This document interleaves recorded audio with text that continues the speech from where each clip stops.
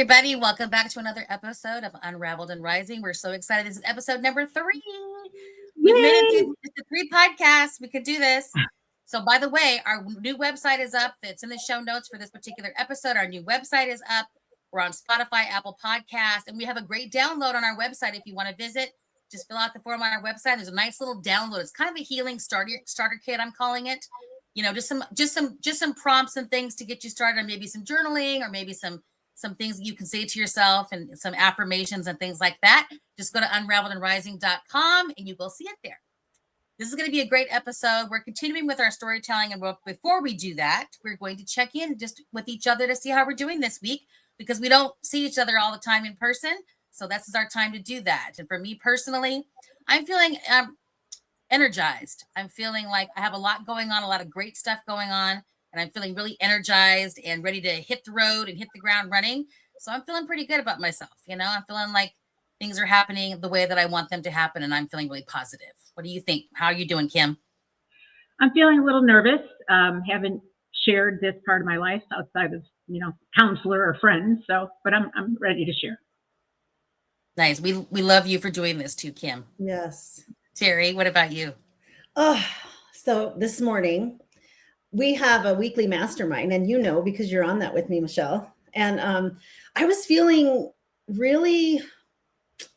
I was being really hard on myself, but I have a tendency to want to and we talk about this when it comes to trauma, like fight, flight, freeze, right? And I wanted to flee and I wanted to freeze this morning. I got on our mastermind this morning and I was off camera and it was my turn. And I knew that I just didn't even want to talk. I didn't even want to show up today. And I had to take everything. It took everything inside of me I knew at that moment I needed to turn the camera on and I needed to just come forward. And there were so many thoughts in my head of, oh my gosh, what are they going to think of you? All these things that our mind does to us and tells us all these crazy stories about ourselves. And at that moment, I knew that I needed to come off camera and I needed to just even express it to my mastermind group who I trust. So that's one thing I want to just say is you got to do it in front of people you trust. And I just shared that I was not feeling like I'm struggling a little bit. The last couple of weeks, I've had a morning routine where I do my meditation and stuff, and I've not been able to really have a good meditation for probably 2 weeks. And I've just been feeling overwhelmed and stuck and just feeling pressure that, that I've got to perform in a certain way. And it feels heavy for me. And so today I just felt like it was something I needed to bring forward with a group of people that I trusted. And I felt really encouraged. And you know what I learned in it today was that when you show up, when you don't want to, I mean, when everything inside of you is saying, I don't want to show up, like I just don't. For me to push the camera button and come off, I even got choked up and almost started to cry. I just knew that I had to come out and say something. And I was my mind was blown of how many people on that mastermind it touched and how many people are feeling the same thing. And we can just live our life and be feeling so hard and being so hard on ourselves, beating ourselves up sometimes. I think we can do that to ourselves worse than anybody. And you know what? I was encouraged with people that I trust and I enjoy my relationships with, and they reminded me who I was. And all the doubts that were coming in my mind, man, all of them just being able to stand in that moment and be everything I needed at that moment. There's nothing outside of me that I don't have within me to do the things that we need to do in our life, but we need community. We're created for community. And man, when I had just a group of people I trusted and love and respect show up and stand in that gap for me, man, did I feel so empowered and encouraged today on a day that I wasn't feeling that. I was feeling like I wanted to isolate and just kind of retreat back in life and go back into the things that are comfortable for me. And I want to tell you too, just from people that were in the group, we were shocked, number one, because we don't know that people are going through that kind of stuff. We kind of forget with this group of people that that's happening. And I'm sure there's people out there the same way. We're just kind of like, have to go out in the world and act like everything's fine, even though everything's not fine. And I hate doing that. But, isolation is the thing that can really get you in trouble from a depression standpoint, all those kinds of things. So, yes, Terry, I love that you did that. And there are so many people in the group that responded like, I feel the same way. I've been feeling the same way, all these things. So we kind of helped you helped all of us this morning to work through that. And I thought that was great. Well, and the beautiful thing was that you guys all helped me, just the things that you said. And man, the encouragement that I got, that when we don't want to show up in our life for ourselves, how important it is at that moment that we absolutely do show up.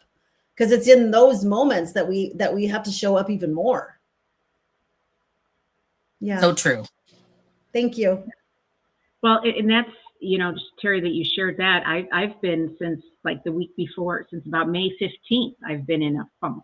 Yeah. And just kind of the same thing, feeling kind of numb, like not really happy, not really sad, just kind of here. And I went to see my concierge doctor on Monday to get my hormones replacement. And I'm telling you, it could be placebo effect or whatever. But I swear to you, the day after, I hopped my butt out of bed and got moving. And I told him, I said, we need to schedule these consistently for me, because otherwise I'll get to them when I feel like I need it, when the hot sweats start or, whatever. And I'm telling you, for me, and he said that's what he's finding in a lot of people. They describe lack of motivation. Yeah. And related to hormones. And I never put together. And you said something so key, that we tend to put ourselves on the back burner. And so showing up and doing that self-care for us, placebo effect or not, it's loving on yourself and taking a moment to replenish you, whatever it is. And that's so needed. Yep. Yes. So thank you guys for sharing those. I think it's so important, because there's so many, I think about when people go, oh, how are you doing? And we're like, oh, I'm just fine. I'm just doing so good. And everybody does that. Great. Yeah. Because who wants to go? Because who wants to go? I'm not doing well at all. My life sucks right now, But sometimes when you have a trusted friend, it's important that you get that out, because if you don't get it out, it's going to stay in you. Right. And that's what happens. But I am so excited to be with all of you today. And I am so excited to introduce, well, you already know her, but Kimberly this morning, and she's going to share a little bit about her life. And I love her so much, and she's done so much work on herself. And I know that so many things in her life that she's overcome and triumphed through is going to speak to many of you. And I just pray that you open your heart and you receive the beautiful words and feel her emotions, because this has been her life journey, and she's walked through. Sometimes I hate to say hell and back, but sometimes it sure feels like it. But she's definitely been through the fire, and she's coming on the other side of that. And I know that her story is going to resonate with a lot of you. And we would love for you to comment, share this with somebody that you know that it'll touch. And I'm excited. Kimberly. All right. So thank you. As I shared with the two of you, I've never shared this with anybody other than a close friend or a counselor. So I'm a little nervous about this, but I'll start kind of from where I am now and then go back. So currently, I just had my birthday, May 21st. I'm 56 years old. And I'm a nurse, I'm a wife, I'm a grandmother, I'm a mother, I'm a business owner. And how I got here from where I started, I don't even know. That certainly was not in the cards. Saying that I'm a mother, I am. I have 3 children. 2 of them are estranged from me. Sorry. So that's difficult. My son is my rock. He's my middle child. But the last going on 4 years, I've really been working on myself. And my company focuses on seniors. I've always had a draw and felt very close to seniors. And until doing this work on myself over the last few years, I, for some reason, didn't put together the connection. And when I was born, my parents were 18 and 22 years old. So they were just children themselves. They weren't even grown, let alone know how to, raise somebody else. And the first really adult role model I had in my life was my grandmother, Millie. And she was the person that, showed me unconditional love. Um, I don't fault my parents. I then went on to have a child when I was 18 years old myself. So unfortunately, I didn't break that pattern. But I went through abuse, emotional, physical, sexual abuse from 8 to 12 years old. So really those, informant times of your life, never feeling really seen, never feeling safe, secure, just all of those things that in doing work on myself now, I understand better some of the ways that I reacted in relationships, or maybe the way that conversation I had with my child, or whatever the case may be, all goes back to then. And just not ever having that safety in that security. And Terry had mentioned in the last episode about the mind-body connection. And I wanted to talk a bit about that because myself, I was born in 1969 and became a mother young, went through abuse, as I said. I was raped again when I was 16 years old. Got married the first time when I was 16 years old. My mom signed for me to get married, drove me in an RV to a trailer with somebody that was in the Army that I barely knew. The place was full of cockroaches, and she left me and went back home. And she had 3 other smaller children to care for. So, I mean, I in retrospect, I understand. My parents got divorced when I was 13. And my mom really depended a lot on my dad. And when he was gone, that burden fell onto me. Like I felt like I was supposed to be there for her. I was supposed to I did everything I could to make her happy, to try to make sure that she had what she needed. I also was the protector of my siblings, who are 6, 8, and 10 years younger than me. Even with the sexual abuse that I went through, in retrospect now, I realized that I felt like, well, at least if he only bothered me, he wouldn't bother my siblings. But unfortunately, that wasn't the case. And so, again, just that safety and just not being seen, not really having a voice, just kind of being really kind of pushed aside. And I always wanted to be a nurse. I knew since I was 4 years old. My grandfather was a veteran. And so I'd spent a lot of time at Hines VA Hospital. And I remember from being really young, you couldn't go in the rooms then, but you'd be out in the community area. And I remember just sitting there and listening to the guys at that time. I don't remember there being a lot of women veterans then. And just their stories. And I remember thinking, wow, I want to help these people someday. And like I said, I was 4 or 5 years old, and I wanted to be a nurse. But, fast forward, you get married when you're 16. That got annulled less than a year later. You have a kid when you're 18. Got married when I was 18. There was a lot of distractions. There was a lot of things that happened. And nobody in my family had finished high school, let alone gone to college. So this was kind of a leap. Like, yeah, okay, you're going to be a nurse, sure you are. But that was really what I wanted to do. And me having my children, my first at 18, my second at 21, I then I started to have a lot of fear. I thought, how am I going to support these kids? How am I going to raise these kids? Even with me growing up, after my dad left, we ate out of food pantries. I remember opening, peanut butter from like 1972 that was all hard. And, macaroni with bugs in it. And, we didn't have electricity at times, or our phone was turned off. We had the gas station down the street would take messages for us. And I thought, I can't raise my kids like that. I don't want to raise my kids like that. So finally, in 1993, fast forward, I went into nursing school, and I was excited. I was ready. This was it. This was going to, be the big change for me.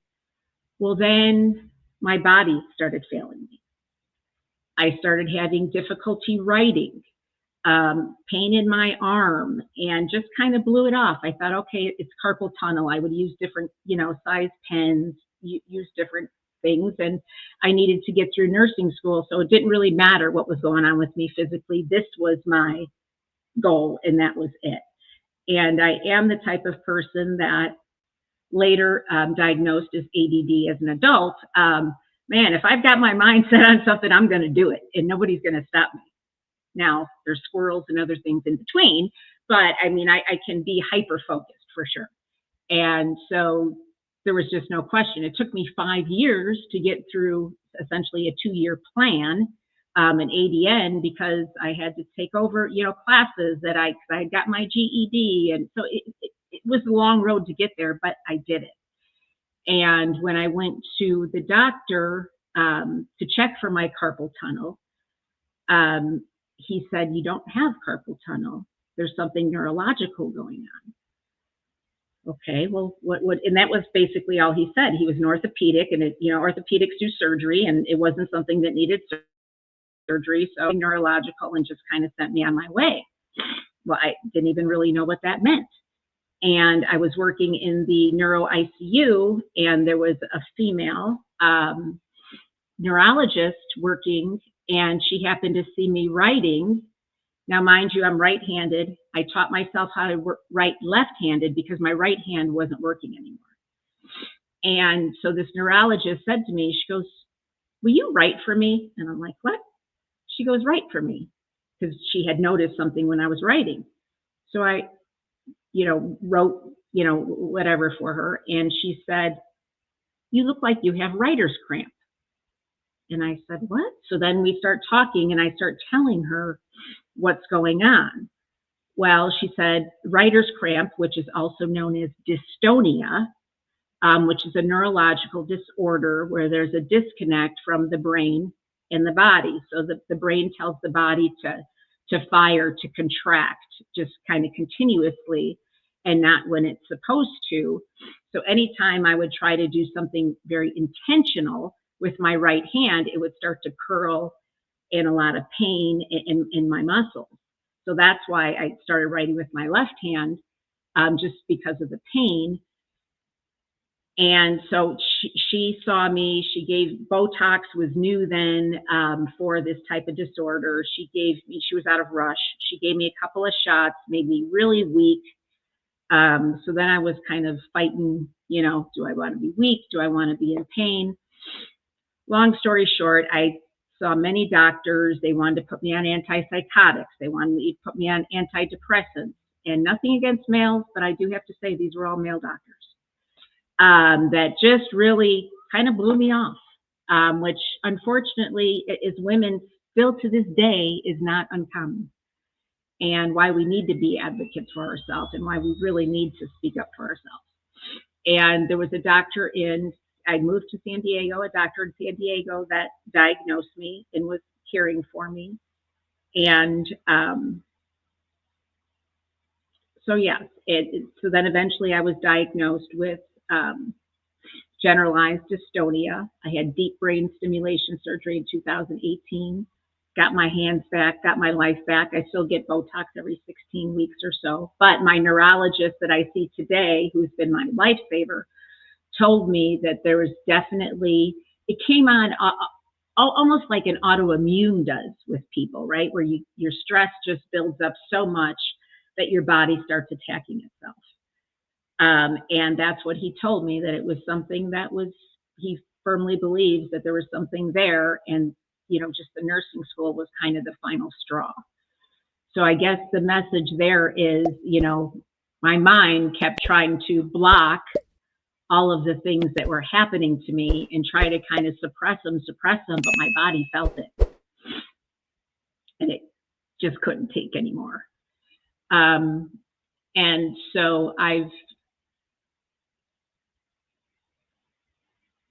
what I've learned over the past several years is that I have to take care of myself. Nobody else is going to take care of you but you. And I was put in the role of a caregiver, whether I knew it or not, at a very young age. Actually, the first time I caregave for my mom is when I was 5 years old, when she had back surgery. And it really just continued throughout my life. I was a caregiver, but I wasn't really a person, if that makes sense. It's just kind of how I saw my worth was by how I helped other people. And I didn't really matter. And there wasn't room for me. And, you know, as many times as I've been shushed or, you know, told by my dad that, you know, we would have gotten along better if I was a boy and things like I have any control over that. So just a lot of pain, a lot of grief that I just suppressed for years. And like I said, over the last 4 years, been really just working on me, loving me, understanding why I've been married. I'm married now for the 4th time. And I was always looking for that love outside of me without loving myself. So really just the importance of making yourself a priority. Because you do matter. Self-care is not selfish. And if you don't take care of yourself, nobody else will. And that's really my lesson and my message in this is you matter. In finding your happy place, you know, meditating, journaling. You know, I'm leaving for a retreat tomorrow, an all-women's retreat. I'm looking forward to that.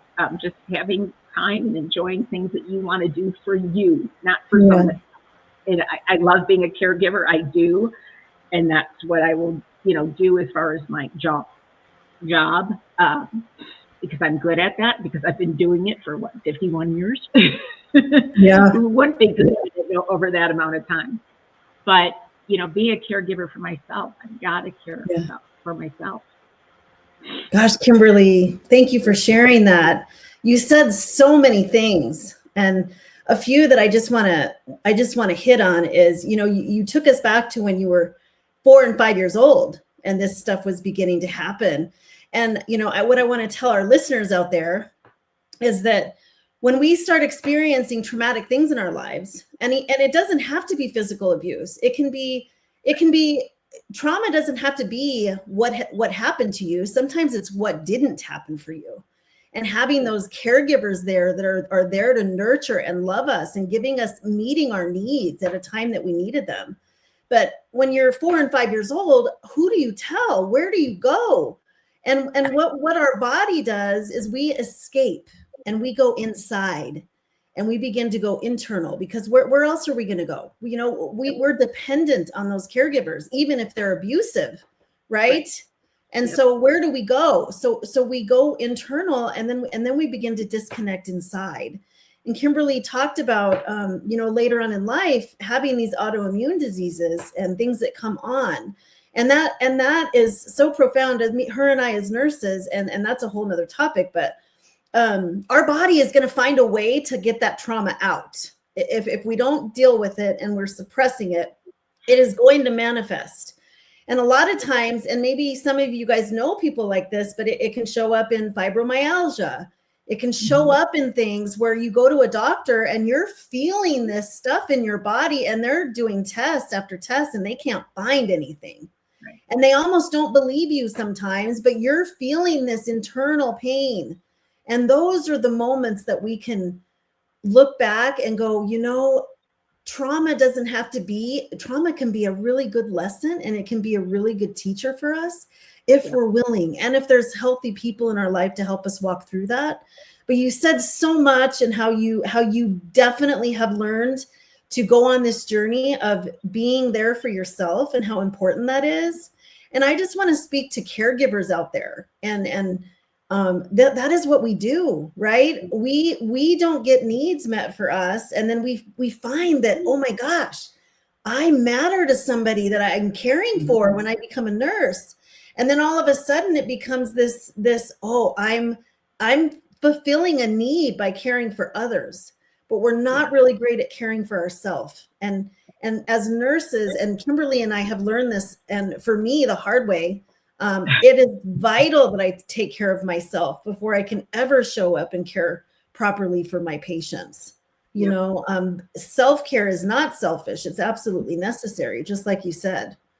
And so I congratulate you for that. And the biggest thing, and what you've said, how you've shared it, is that just that awareness that you have about your own life, and even you plugging in, you becoming pregnant at 18, like your mom, and you didn't break that cycle, but you are breaking the cycle now, you know, so it's beautiful. Thank you for sharing all of that.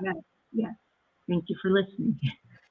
I was going to say too, the one thing that also stood out for me was identity, that you were struggled to find your own identity, to find out who really is Kimberly. You know what I mean? Like you were just like, that was kind of something I kept hearing you say when you're trying to figure out. And I think, you know, many of us I'm still trying to figure out who I am. It's like, I keep evolving every day. You know what I mean? So I completely understand that and feel like, you know, that we're just still learning, and it doesn't matter if you don't have everything figured out, like we talk about all the time, or even now, you know, at 56 years old. You and I have very similar stories. We were both born in 1969. My mom also had her first child at 18. I got pregnant at 18 as well. I did not end up having I didn't have the child, but I did get pregnant at 18. So I did the same thing my mom did. It's a very similar strategy there. You know, it's like you just looking for love. I was pregnant at 17, became a mom at 18. There we go. I followed the same path of divorce, and I did not want to be a divorce. I did not want to follow that path. But Kimberly said something so key, was finding out why I was ending up in these relationships and why I ended up in divorce. And I think that is so beautiful and key. It is such learned patterned behavior that we take on, and we're so hard on ourselves, but sometimes we didn't know anything different. Right. You know? Yep. And I think that's the beautiful thing, is when we realize what we don't want, and then we go through it, it's like, oh, okay, now I'm learning. I don't want that. Yeah. Yes. Definitely and wish I knew that 20 years ago. I said I definitely, you know, I do wish I knew that 20, 30 years ago, but, you know, better late than never, I guess. You knew it when you needed to. Yep. You can't look back on it. And I think that sometimes I think that too, God, my life may have been different. By the way, when we're talking about this, as far as your life may have been different if you made a different choice, I was going to share something with you guys. I read a story, something in an article yesterday. It was a woman in Florida. She was 29. She just got sentenced to 67 years in prison because she had her second DUI, and she killed 2 people. The first time she killed her cousin when she was driving her first time. And then the second time she killed somebody. I didn't hear the story, but she killed somebody, another vehicular issue with her drinking and driving. Oh my and I thought to myself, and basically the article described how much trauma she had been through in her life and all these different things. And I thought to myself, now she's going to spend the rest of her life in jail. And I thought to myself, if she were able to work through her trauma when she was younger, how her life would be so different than it is now. Because now she's going to spend the rest of her life in jail. And I'm not discounting the 2 people that died in this scenario. Like that, I have absolute love and empathy and respect for that situation. I just think this is the kind of stuff that we talk. Terry and I have talked about the fact that I could have easily been that person. Me too. And I made some changes, a few different decisions in my 20s. I could have been that person. I think I've shared this with you plenty of times, but I know I've shared it with I just know I've shared it, but working with the women in the prison like I do now, I feel like it was God's way of showing me the path he kept me from. Honestly. Because there were so many things and so many people I hurt. And maybe I didn't maybe somebody physically didn't die, but I'll tell you what, I probably hurt people. I probably killed people's spirit sometimes with my behavior and the way that I spoke to people. And but it all was coming from my own pain. I just didn't know that. Oh my gosh, I broke many spirits. Yeah. Believe me, guys. 100%. I said some horrible stuff. Yes, me too. And this isn't funny, but the funny, my friends, when we used to go to the bar hopping and stuff in my younger days, they used to say that you had to watch out for Michelle. Like you had to back out of a bar with a pool cue because Michelle talked shit to somebody, but then you also had to make sure she wasn't going to turn on you. Like that was like the thing. That's how bad I was back then. I was so angry. I was too. I felt powerless, and the only way that I could have power was to say horrible, hateful, mean shit because I felt like it made me feel better about me. Yeah. And that is just the wrong place to be. So it's like I've been there.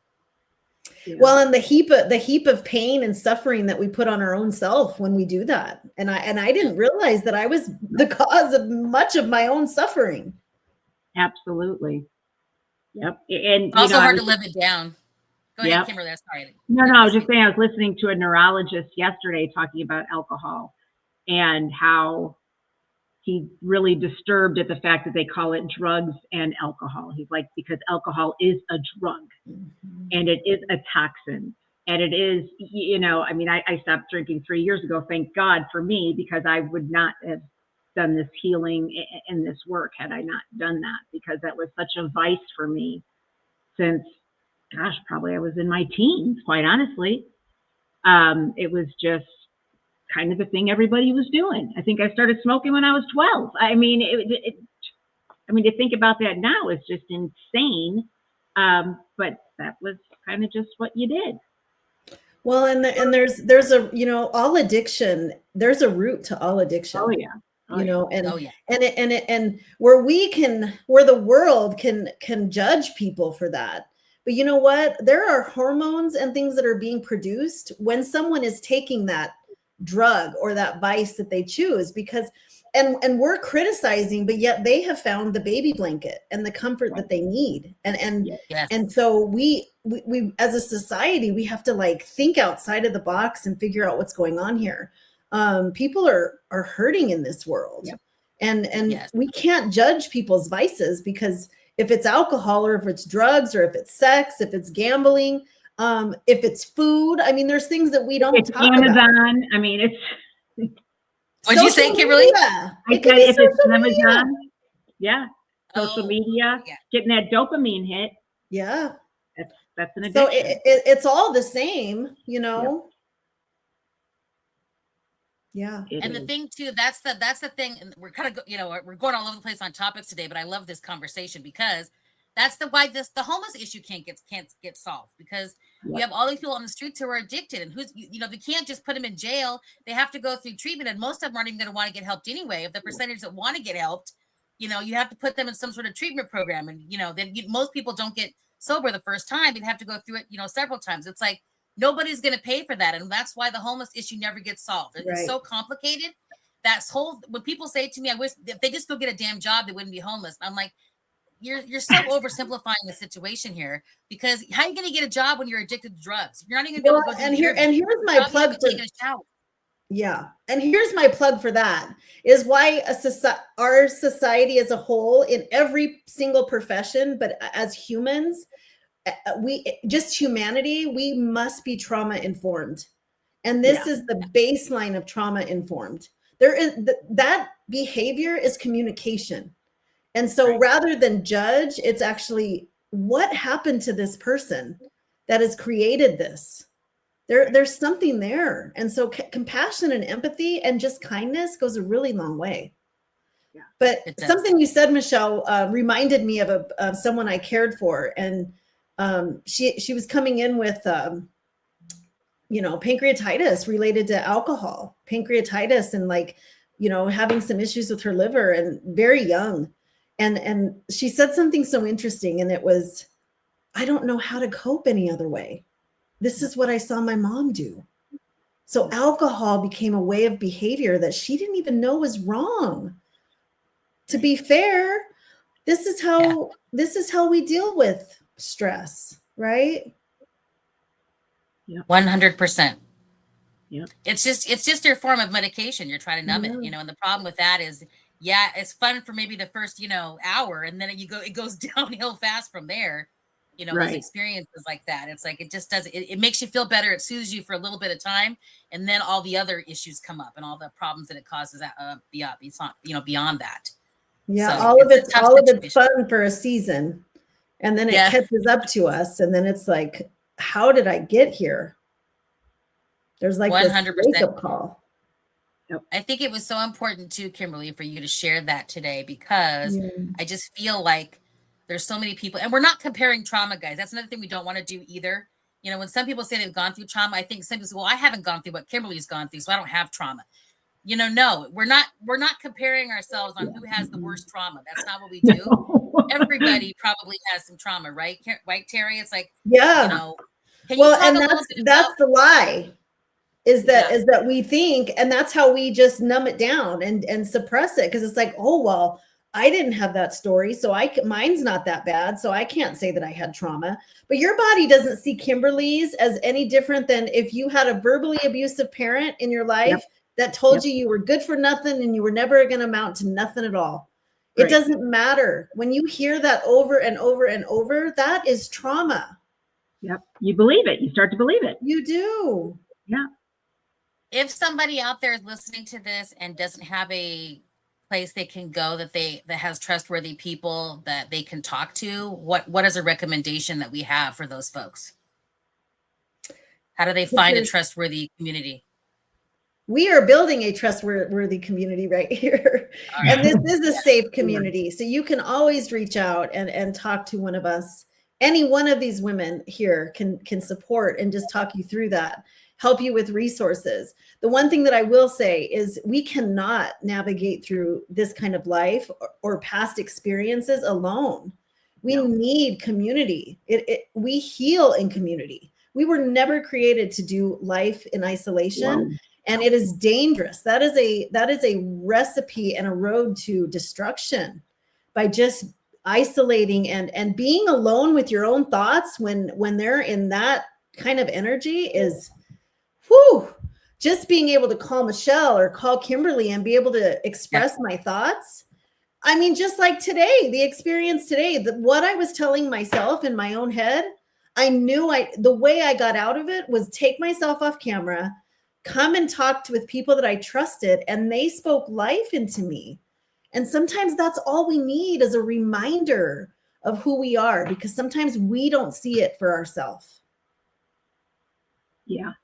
And the one thing that I wanted to add to that I touched on a little bit was that, at least for me, I think my most, at least up until recently, successful times or whatever of who I am is so much tied to my career.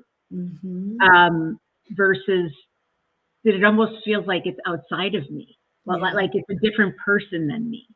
It's kind of hard to explain, but it's because that's where I felt confident. That's where I felt competent. These people need me, all those things you can tell yourself, but I was still kind of left behind. That's so funny she says that, Michelle, because that's what I said this morning. Oh, did you? I said I feel super confident as a nurse. Yep. Like, it's easy to take on that identity because it's like, but that is not who I am. That is not the core of my spirit and my being of who I am. That is something I do, but it's not who I am. But you're so right. I still feel that. Yeah. Yes, I do too. That's the one area that I've always succeeded is at work. Right. And my mom, that was her identity as well. And she never, ever had an identity outside of her job. So she worked until she was 68 and she worked hard and all her life. And then she retired and died 2 years later. So she never, and she went into a depression after she left, she stopped working. And then she also had liver issues as well because of her addiction issue that she had when she was younger.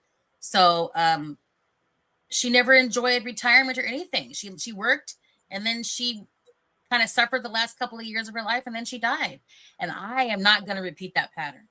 That I can tell you right now. Michelle, earlier you mentioned identity, and that was exactly it for her. I'm sure she just didn't know who she was outside of the job. And that's what happens with so many people. when they retire, they're looking forward to this retirement.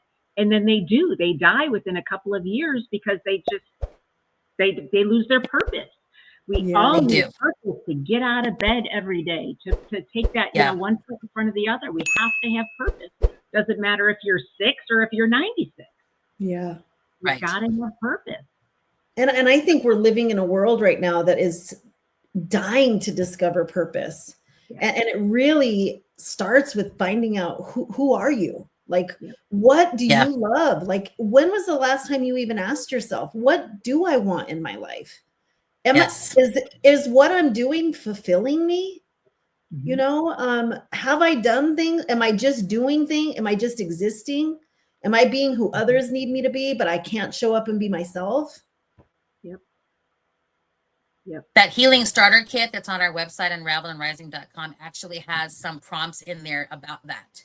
Yeah. About kind of really just starting to think about, yourself and what, things that you notice about yourself. You notice yourself thinking, you notice yourself feeling throughout the day, those kinds of things, which brings up a challenge for the week. And I don't know, Kimberly, because you shared your beautiful story today, do you have any kind of challenge that you'd like to offer maybe our listeners for the next week until our next podcast about something they can think about? Well, yeah, I think that, that was a great segue, is to challenge them to find something that lights you up for you, that really sets your soul on fire.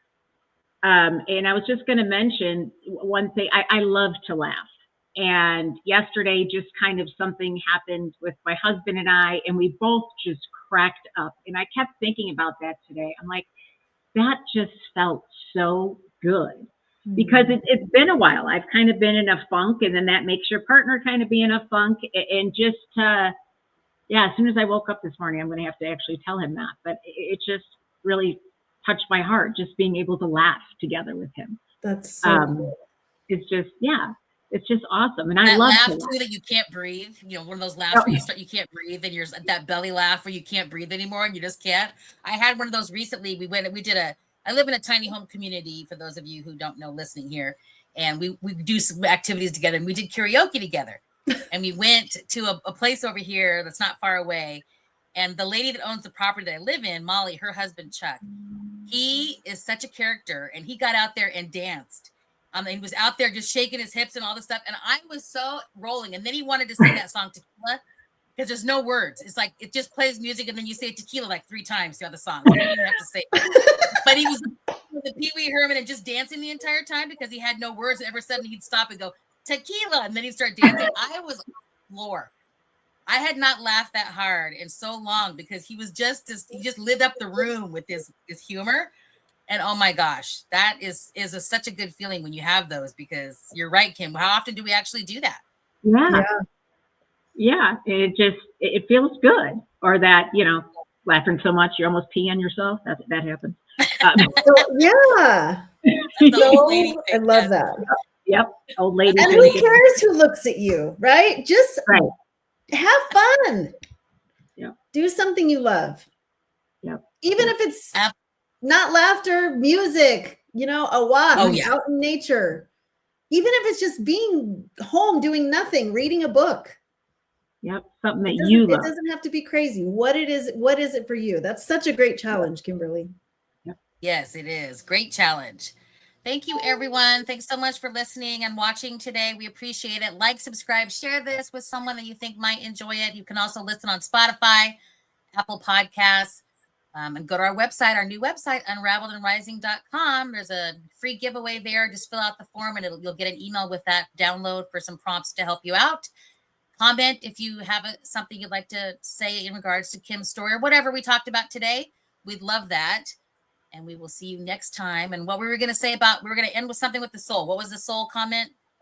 Take care of your soul. Take care of your soul. Take care of your soul. Yeah. Take care of your soul. Thanks, everyone. We appreciate you. Have a good one. Everyone. Bye. Have a good day.